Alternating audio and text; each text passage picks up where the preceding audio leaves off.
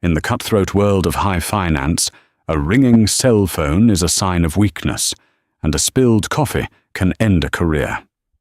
When billionaire CEO Victoria Kinsley publicly destroyed a quiet, exhausted single father over a minor distraction, she thought she was taking out the trash. By 3:45 p.m. that same day, she was standing in front of him, begging him to save her entire empire.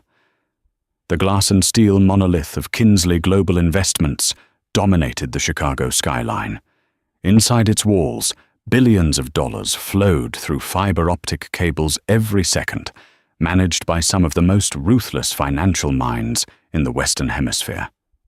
At the very top of this food chain sat Victoria Kinsley. At 42, she was a self-made billionaire, having taken a modest family trust and aggressively leveraged it into a hedge fund and corporate acquisition empire. She was polished, terrifyingly intelligent, and famous for a management style that bordered on corporate Darwinism. To Victoria, employees were not people. They were either assets or liabilities. Alex George was, in her eyes, barely even an employee. He was a shadow. Alex was 38, though the deep lines around his eyes made him look 10 years older. He was a senior IT infrastructure specialist. It was a fancy title for the man who kept the company's aging legacy servers running, while the flashy, six-figure executives upstairs took the credit. Alex didn't mind the lack of recognition. He wasn't there for glory. He was there for the premium health insurance. 3 years ago, Alex's wife had passed away from a sudden, aggressive illness, leaving him with mounting medical debt and their daughter, Chloe. Now 7 years old, Chloe suffered from severe, unpredictable asthma. Alex's life was a delicate, exhausting juggling act of server maintenance, pediatric pulmonologist appointments, and counting every single penny. He wore suits that were 5 years out of style, brought a packed lunch every day, and never attended the lavish company mixers. He was quiet, keeping his head down, existing entirely under the radar. Until the morning of October 14th, it was the most important day in Kinsley Global's history. Victoria was poised to sign a $4 billion acquisition deal with a European tech conglomerate. The merger would solidify her status on the Forbes top 10 list and effectively double her company's valuation overnight. The office was a hive of nervous energy. Every executive was in bespoke tailoring. The marble floors had been buffed to a mirror shine, and an unspoken rule echoed through the building. Do not make a mistake today. At 10:30 a.m., Alex was under a desk in the main trading bullpen. A critical data routing switch had burned out, and if it wasn't replaced before the European delegation arrived, the real-time stock tickers would freeze. His suit jacket was tossed over a chair, his sleeves were rolled up, and his hands were covered in a fine layer of dust as he desperately spliced cables. Then his phone rang. Alex's heart dropped. He had set a custom ringtone for Chloe's elementary school. It was the only call he would ever break protocol to answer. Wiping his hands on his trousers, he slid out from under the desk and answered, pressing the phone tight to his ear to hear over the hum of the trading floor. "Mr. George, it's the school nurse. Chloe is having a severe flare-up. Her inhaler isn't working. We've called for an ambulance to take her to Memorial Hospital, just to be safe. But you need to come." Panic seized his chest. "I'm on my way," Alex whispered, his voice trembling. "Tell her Daddy is coming." He hung up, his mind racing. He needed to finish splicing the wire. It would take exactly 2 minutes, and then he would run to his supervisor, beg for an emergency half-day, and sprint to the hospital. "Is this your idea of a break?" The voice cut through the air like a localized frost. The low murmur of the bullpen instantly died. Alex turned around. Standing 10 feet away was Victoria Kinsley. Flanking her were 3 senior vice presidents, and two sharply dressed representatives from the European conglomerate. Victoria's eyes, a piercing, icy blue, were locked onto Alex.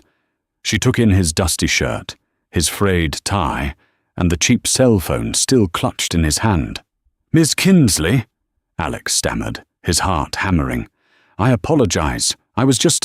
You were just taking a personal call on the main floor, while this entire department is supposed to be prepping for a multi-billion-dollar data handover," Victoria interrupted, her voice perfectly level but echoing in the absolute silence of the room.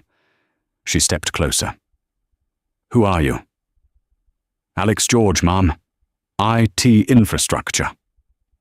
Victoria looked him up and down with blatant disgust. A glorified cable guy, and you felt that today, of all days, was the appropriate time to treat my floor like your personal lounge. "Ma'am, please, it was my daughter's school," Alex said, desperation leaking into his voice. "She's being rushed to the hospital. I was just finishing this router bypass so the tickers wouldn't drop. And then I was going to ask, 'I don't care if your dog died or your basement flooded,'" Victoria snapped, the cruelty in her tone making even her vice presidents flinch. "I pay for your time, Mr. George. All of it. If you cannot manage your personal life without letting it bleed into my company, you are a liability." She turned to the European guests, offering a tight, apologetic smile. "My apologies, gentlemen. We are currently purging the dead weight from our lower departments." Alex felt his face burn. Dozens of brokers and analysts were staring at him. He swallowed his pride, thinking of Chloe's hospital bills. "Miss Kinsley, please. I've been here for 6 years. I do my job well. I just need to go to the hospital." Victoria stopped, turning slowly back to him. Her eyes narrowed. "You're right. You do need to go to the hospital. And you don't need to come back." Alex froze. "What?" "You're fired, Alex," Victoria said, loud enough for the entire floor to hear. "You are completely unsuited for the caliber of excellence required at Kinsley Global. Finish reconnecting whatever menial wire you broke, pack your desk, and have your keycard on HR's desk by noon. If you are still in this building at 12:01, I will have security physically throw you out." Alex stood there, humiliated, stripped of his dignity in front of 50 people. He wanted to scream. He wanted to tell her she was a monster.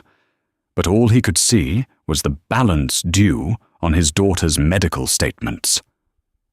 "Yes, ma'am," Alex whispered. Victoria didn't even acknowledge his submission. She turned and led the European delegation toward the glass elevators, continuing her tour as if she hadn't just destroyed a man's life. Alex finished the wire splice through blurred vision.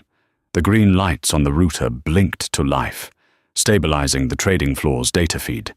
He grabbed his dusty jacket and walked back to the basement IT department in silence. Nobody looked at him.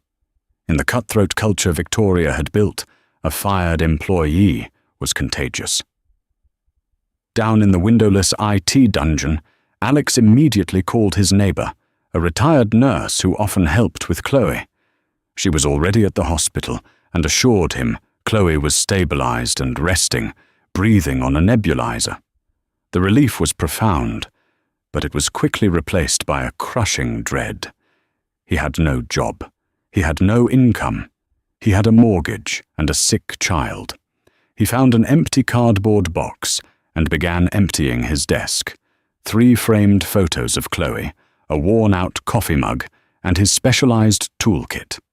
By 11:45 a.m., he was done. He slid his security badge across the desk of an apologetic HR rep and walked out into the chilly Chicago afternoon. Meanwhile, 40 floors up in the executive boardroom, the champagne was on ice. It was 3 p.m. The final signatures were scheduled for 4 p.m. The merger required a massive, simultaneous integration of both companies' financial databases, a digital handshake involving the transfer of escrow funds, client portfolios, and proprietary trading algorithms. Overseeing this digital handshake was Richard Hayes, Kinsley Global's Chief Technology Officer. Richard was a 32-year-old prodigy whom Victoria had poached from a Silicon Valley startup. He wore $3,000 suits, spoke in buzzwords, and had spent the last 6 months aggressively modernizing Kinsley Global's systems, systematically firing older IT staff to bring in automated, AI-driven security protocols. At 3:15 p.m., Richard initiated the primary data bridge to the European servers. For 2 minutes, the progress bars on the massive boardroom screens hummed along perfectly. Victoria sat at the head of the mahogany table, smiling thinly as she chatted with the European CEO. Then the screens flashed yellow. Then a violent, strobing red. An alarm, high-pitched and urgent, began to blare through the executive suite. The progress bars froze at 14%. Victoria's smile vanished. "Richard, what is that?" Richard was already hammering at his laptop, his face suddenly pale. It's a firewall anomaly, just a minor friction point in the data handshake. Give me a second." But it wasn't a minor friction point. On the screens, a massive command prompt window opened, scrolling with thousands of lines of code. It wasn't an external hack. It was an internal collapse. When Richard had installed his shiny new AI-driven security system, he had bypassed Kinsley Global's legacy mainframe, the old, complex architecture that the company had been built on a decade ago. The new system didn't recognize the legacy coding of the European firm's older assets. Thinking the multi-billion-dollar data transfer was a massive, coordinated cyber theft, the AI did exactly what Richard had programmed it to do in a worst-case scenario. It triggered a scorched earth lockdown. "Richard," Victoria demanded, standing up. "The European escrow accounts are showing as locked. Our algorithms are freezing. Fix it." "I'm trying," Richard's voice cracked, a bead of sweat dripping down his nose. "The automated security has engaged. It's encrypting the bridge." The European CEO stood up, furious. "Victoria, my people are telling me that your system is actively corrupting our data. If this bridge fails, the escrow funds will be frozen in a digital void, and our proprietary tech will be wiped. If you don't stop this in the next 30 minutes, we are pulling out of the deal, and we will sue you for gross negligence." Victoria felt a cold spike of genuine terror. If the deal collapsed now, under these conditions, it wouldn't just be embarrassing. The SEC would investigate the data corruption. Kinsley Global's stock would plummet. Her empire could crumble in an afternoon. "Shut it down," Victoria roared at Richard. "Manually override the AI." "I can't," Richard shouted back, hands shaking violently.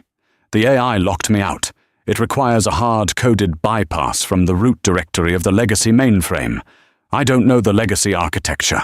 We need someone who knows the old base code to manually map a backdoor." Victoria stared at him, the reality of the situation settling over the room like a suffocating blanket. "Who?" she asked, her voice dropping to a dangerous whisper. "Who knows the legacy base code?" Richard swallowed hard, looking at the floor. "The senior infrastructure specialist, the guy who built and maintained the server racks downstairs." "Then get him up here. Call him." "I can't," Richard whispered, terrified. "You fired him this morning. His system access was revoked at noon. He's gone." The boardroom went dead silent. The European executives stared at Victoria, their expressions turning from angry to appalled. Victoria stood frozen, the memory of the morning rushing back to her. The man in the dusty suit, the man begging to keep his job, a glorified cable guy. It was 3:30 p.m.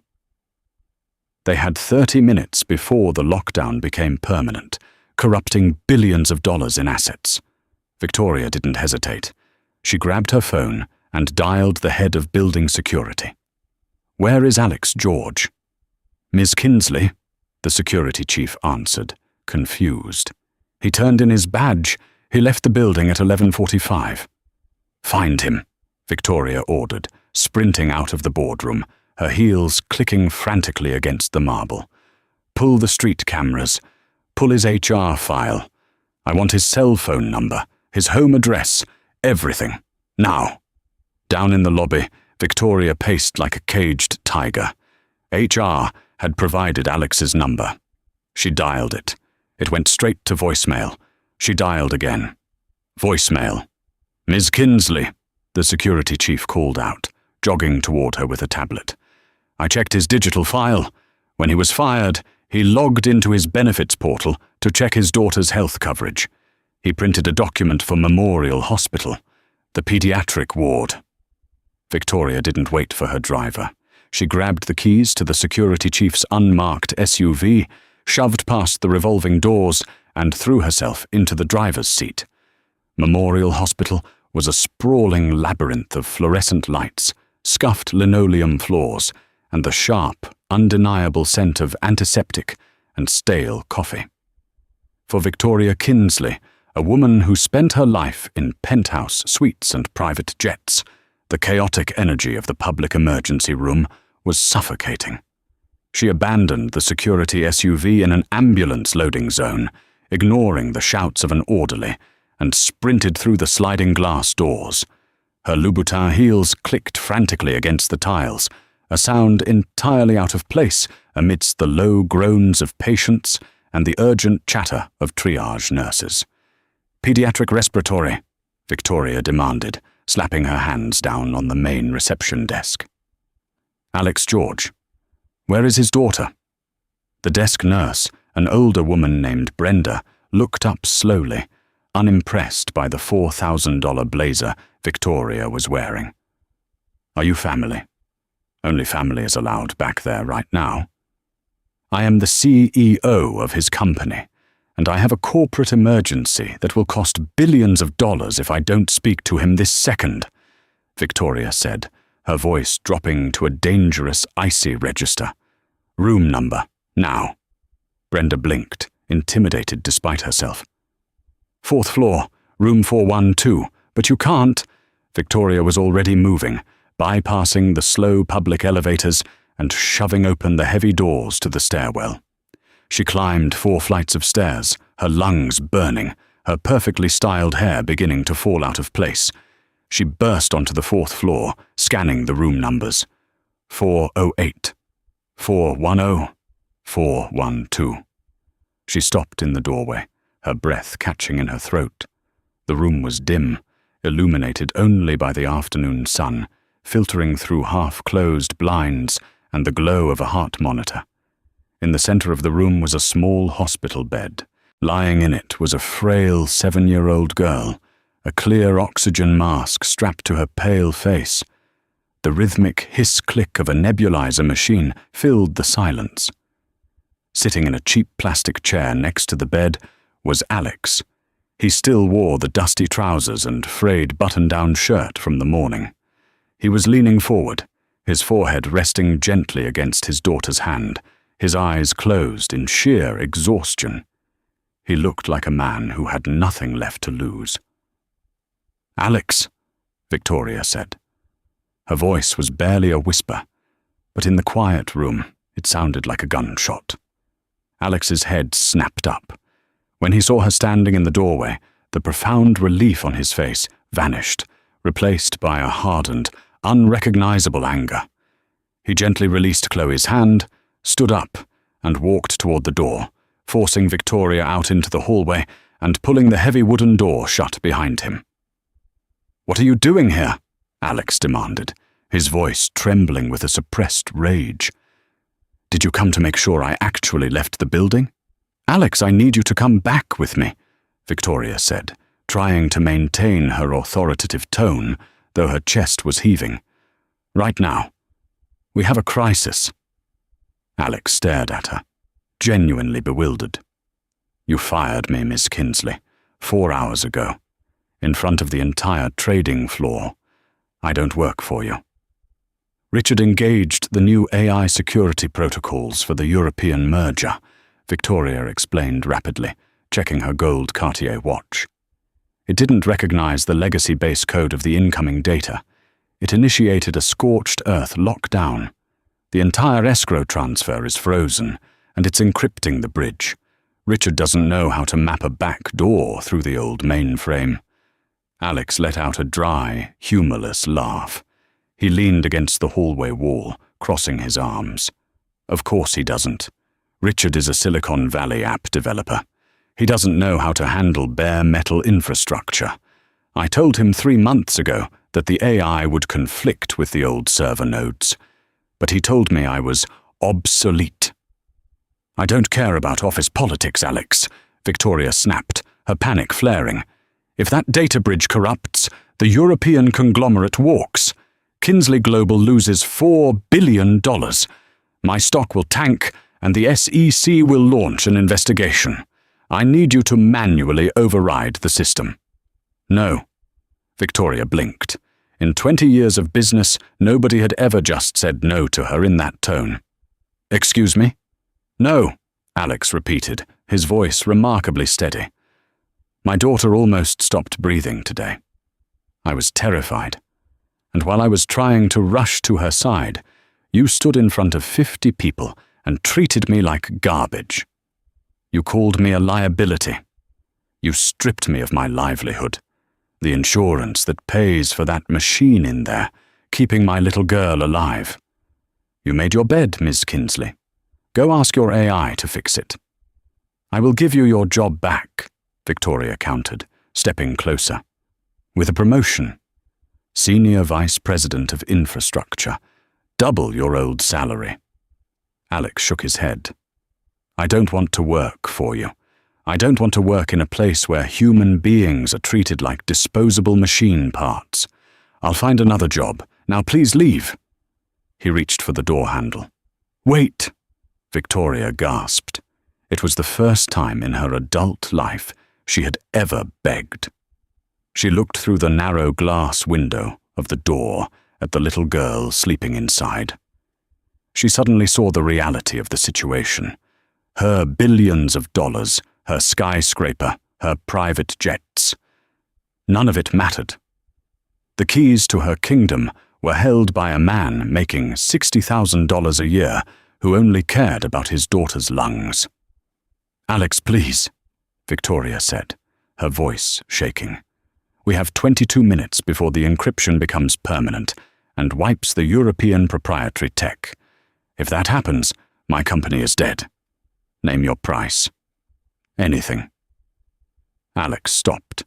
He looked at Victoria, really looked at her. He saw the sheer, unadulterated terror behind the expensive makeup.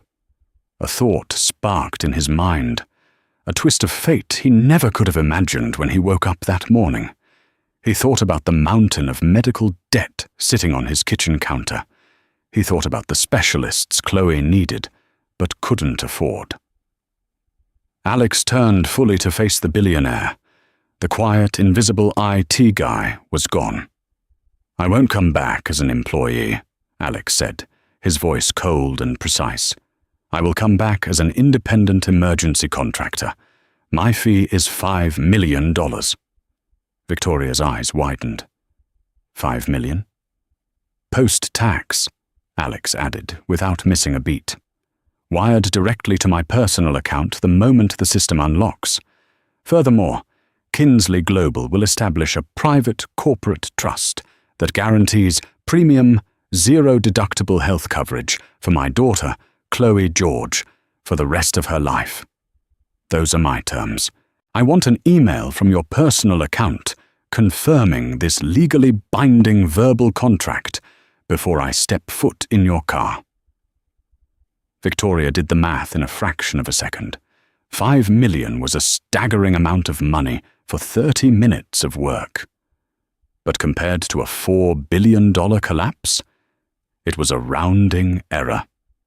Done, Victoria said, pulling out her phone and rapidly typing out the email. It's in your inbox. Now please, Alex, we have to go. Alex checked his phone, saw the email, and nodded. He opened the hospital room door, kissed Chloe's forehead, and whispered a quick instruction to the nurse. Then he turned back to Victoria. "Drive fast," he said. The unmarked security SUV tore through the streets of downtown Chicago, running 3 red lights and narrowly dodging a delivery truck. Victoria gripped the steering wheel, her knuckles white, while Alex sat in the passenger seat, his laptop open, already typing furiously as he tethered his connection to his phone. "I'm prepping the command lines," Alex muttered, his eyes locked on the screen. "But I have to execute it from the main terminal in the boardroom to bypass the physical firewall." They skidded to a halt in front of the Kinsley Global building at 3:49 p.m. They ran through the lobby, bypassing the security turnstiles, and sprinted into the private executive elevator. As the glass box rocketed up 40 floors, the silence between them was heavy. Victoria looked at the man she had humiliated just hours prior. He wasn't sweating. He wasn't panicking. He was entirely in his element. The elevator doors chimed and slid open. The scene in the executive boardroom was pure chaos. The European CEO, Thomas Sterling, was aggressively zipping up his leather briefcase, his face flushed with fury. The Kinsley Global vice presidents were arguing loudly, and at the head of the table, Richard Hayes was hyperventilating, his hands hovering uselessly over a keyboard as the massive screens displayed a menacing red countdown timer, 10:14 until hard encryption. "We are done, Victoria," Thomas Sterling barked as she ran into the room. "Your system is actively shredding our escrow codes. I have my legal team drafting a gross negligence suit as we speak." "Give me 10 minutes, Thomas," Victoria shouted over the noise. "Stand up, Richard." Richard looked up, terrified, as Alex walked into the room. The polished executive stared in shock at the disheveled man in the dusty clothes. "What is he doing here?" Richard stammered. "He's locked out of the system. He doesn't have the clearance." "Get out of the chair, Richard," Alex said, his voice carrying a quiet, heavy authority that silenced the room. Richard hesitated, looking at Victoria. "Miss Kinsley, you can't let him touch the terminal. If he puts in the wrong base code, the AI will trigger a physical server wipe to protect the data. It's too risky." "You're fired, Richard," Victoria said coldly. "Step away from the desk." Richard paled, stumbling backward. Alex didn't even wait for him to clear the area. He slid into the leather chair, pulling the keyboard toward him. He ignored the frantic red flashing of the giant monitors and stared directly at his own laptop screen. 8:45 remaining. Alex's fingers began to fly across the keyboard. It was a language nobody else in the room understood, the ancient, foundational syntax of the company's original servers. To the executives, it looked like random strings of green text on a black background. To Alex, it was a map. He was navigating the digital basement of the company, bypassing Richard's flashy, panicked AI, and looking for the specific choke point where the two massive datasets had collided. "The AI is treating the European data as a hostile brute force attack because of an outdated packet header," Alex explained calmly, not breaking his gaze from the screen. "I'm creating a dummy directory to trick the AI into attacking a ghost server, which will leave the main bridge open for me to manually push the escrow transfer through." 5:22 remaining. The room was dead silent. The only sound was the rapid, rhythmic clacking of the mechanical keyboard. Thomas Sterling stood over Alex's shoulder, watching the complex code deploy, realizing that this unassuming man was the only person in the building who actually understood how the machine worked. 2:15 remaining. "Almost there," Alex whispered. Sweat beaded on his forehead.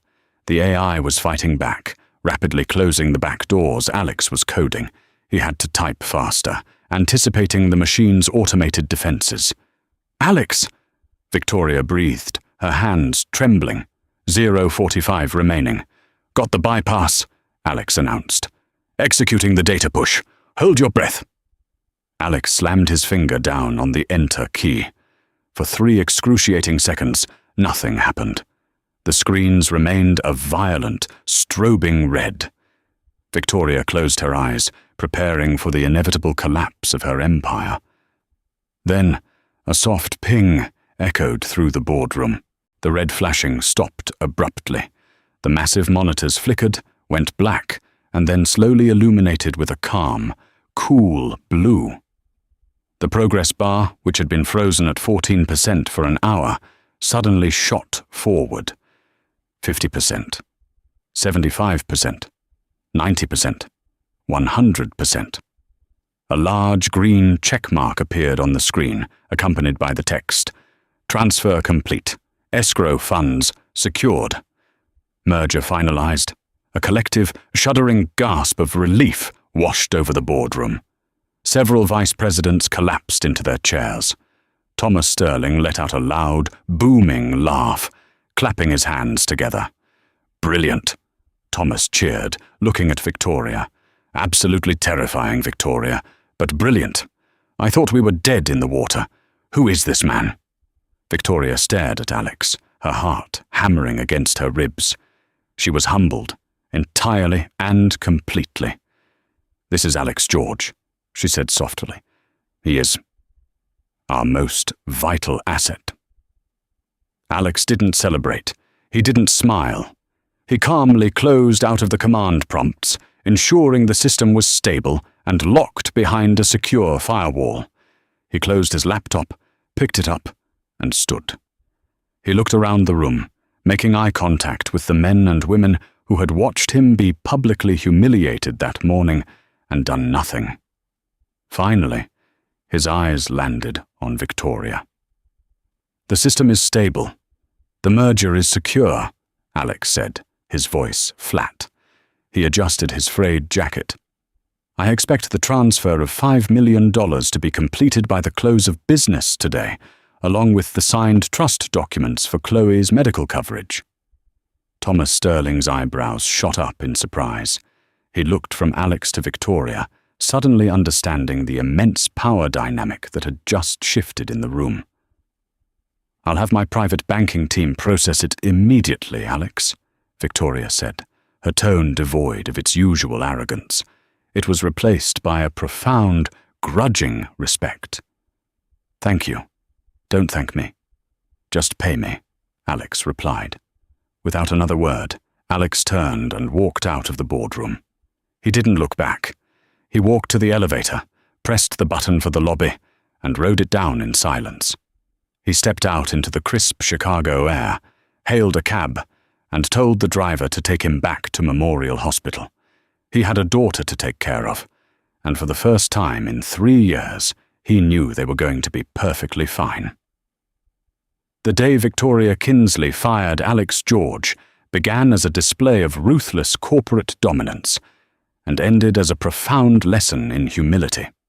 The $4 billion merger was saved not by an expensive executive, but by a devoted father who knew the company's forgotten foundations. Alex never returned as an employee, but as a wealthy consultant, proving that true leverage always lies in the hands of the quiet, indispensable few.